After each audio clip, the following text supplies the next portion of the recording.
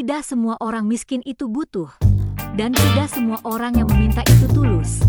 Kadang kita memberi sekali, 2 kali, karena belas kasihan, tapi lama-lama mereka menganggap kebaikan kita adalah kewajiban, bukan kemurahan hati. Mereka pikir kita ini ATM berjalan, selalu ada, selalu siap mengeluarkan uang, dan ketika kita berhenti, mereka marah, benci, bahkan menjelekkan kita.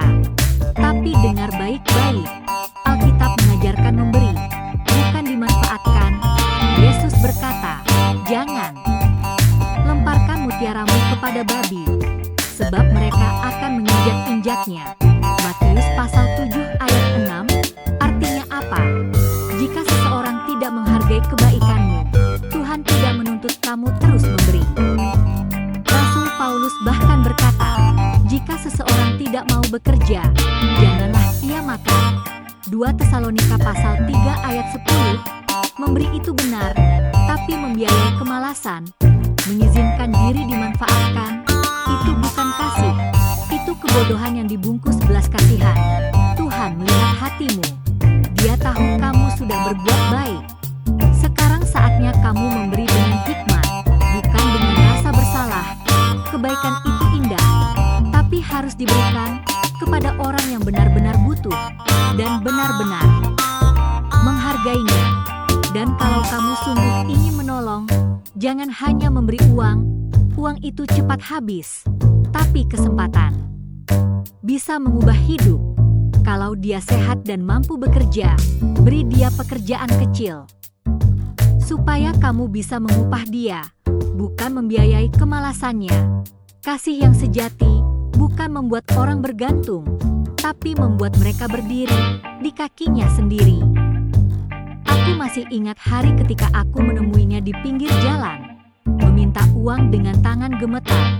Saat itu aku hanya bisa memberi sedikit, hanya berharap itu bisa menguatkannya. Tapi dari hari ke hari aku belajar, kalau aku sungguh ingin menolongnya, aku harus memberi lebih dari sekadar uang. Aku harus memberi kesempatan.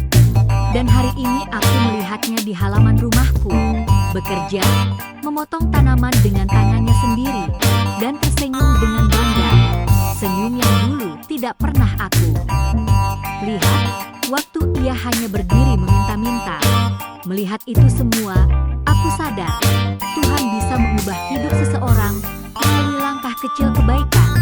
Dan ingatlah satu hal, jika kamu ingin memberi kepada orang yang tidak kamu kenal, jangan berprasangka buruk, berilah sesuai kemampuanmu. Untuk apa pemberianmu itu digunakan, biarlah itu menjadi urusan Tuhan dengan Dia. Yang penting, hatimu tulus. Yang penting, kasihmu nyata. Dan jangan lupa, tetaplah bersyukur kepada Tuhan, karena kamu diberi rezeki yang mungkin lebih dari yang mereka miliki. Seperti tertulis dalam firman-Nya, siapa menaruh belas kasihan kepada orang miskin, mendapat pinjaman dari Tuhan. Amsal pasal 19 ayat 17. Kebaikan yang kamu tabur tidak pernah sia-sia di hadapan Tuhan.